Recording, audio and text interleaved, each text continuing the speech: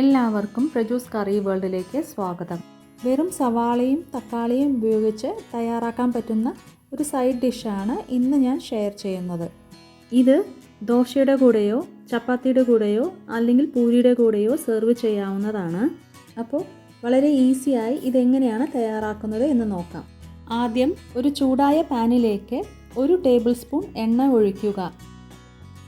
എണ്ണ ചൂടാവുമ്പോൾ 1/2 ടീസ്പൂൺ കടുക് ചേർക്കുക. കടുകെല്ലാം ഒന്ന് പൊട്ടിക്കഴിയുമ്പോൾ തീ മീഡിയം ഫ്ലെയിമിൽ വെച്ച് ഇതിലേക്ക് 1 ടീസ്പൂൺ ഉഴുന്നുപരിപ്പ്, 1 ടീസ്പൂൺ കടലപ്പരിപ്പ്, 1/2 ടീസ്പൂൺ ജീരകം, 1 ചുവന്ന മുളക് പൊട്ടിച്ചതും ചേർത്ത് 30 സെക്കൻഡ് നേരത്തേക്ക് ഇളക്കി കൊടുക്കുക.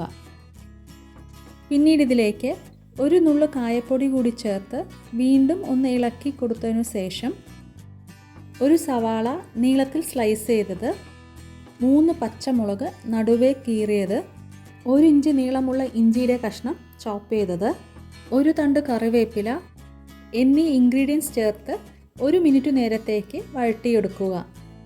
സവാള കൂടുതൽ നേരം വഴറ്റേണ്ട ആവശ്യമില്ല, ഒന്ന് സോഫ്റ്റായി കിട്ടിയാൽ മാത്രം മതിയാവും.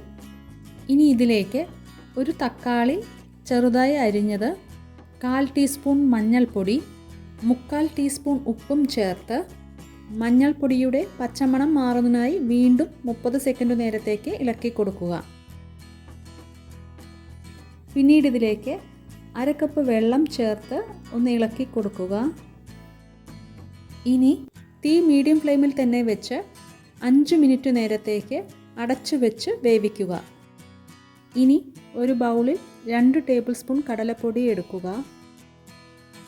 ഇതിലേക്ക് 1/2 കപ്പ് വെള്ളം ചേർത്ത് കട്ടകളൊന്നുമില്ലാതെ മിക്സ് ചെയ്തെടുക്കുക. മിക്സ് ചെയ്തെടുത്ത ശേഷം ഇത് മാറ്റിവെക്കുക.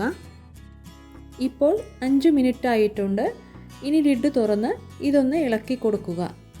സവാളയും തക്കാളിയും നല്ലതുപോലെ കുക്കായിട്ടുണ്ട്. ഇനി ഇതിലേക്ക് നേരത്തെ അലിയിച്ചു വെച്ച കടലപ്പൊടി ഒന്ന് ഇളക്കി കൊടുത്തതിനു ശേഷം ഇതിലേക്ക് ചേർക്കുക. ഇനി കടലപ്പൊടി ഒന്ന് കുറുകി വരുന്നത് വരെ ഇളക്കി കൊടുക്കുക. കുറുകി വരുമ്പോൾ ഇതിലേക്ക് 1 കപ്പ് വെള്ളം ചേർത്ത് നന്നായിട്ട് ഇളക്കി യോജിപ്പിക്കുക. ഇനി തീ ലോ ഫ്ലെയിമിൽ വെച്ച് 5 മിനിറ്റ് നേരത്തേക്ക് അടച്ചു വെച്ച് വേവിക്കുക. 5 മിനിറ്റ് ആയപ്പോൾ ഇത് ചെറുതായി കുറുകി വന്നിട്ടുണ്ട്. ഇനി ഇതിലേക്ക് 1 ടേബിൾ സ്പൂൺ നാരങ്ങാ നീരും ചെറുതായി അരിഞ്ഞ മല്ലിയിലയും ചേർത്ത് നന്നായിട്ട് ഇളക്കി യോജിപ്പിക്കുക. ഇത് ചൂടാറുമ്പോൾ ഒന്നുകൂടെ തിക്കാവും. അതുകൊണ്ട് ഈ കൺസിസ്റ്റൻസിയിൽ തന്നെ ഫ്ലെയിം ഓഫ് ചെയ്യുക. ഇപ്പോൾ വളരെ ടേസ്റ്റി ആയിട്ടുള്ള ബെസൻ ചട്നി റെഡി ആയിട്ടുണ്ട്. ഇത് ചൂടോടുകൂടെയോ അല്ലാതെയോ ദോശ, ചപ്പാത്തി, പൂരി അല്ലെങ്കിൽ ഏതുതരം റൊട്ടിയുടെ കൂടെയും സെർവ് ചെയ്യാവുന്നതാണ്. എല്ലാവരും ഈ റെസിപ്പി ഒന്ന് വീട്ടിൽ ട്രൈ ചെയ്ത് നോക്കണം. എന്നിട്ട് നിങ്ങളുടെ ഫീഡ്ബാക്ക്സ് അറിയിക്കുക.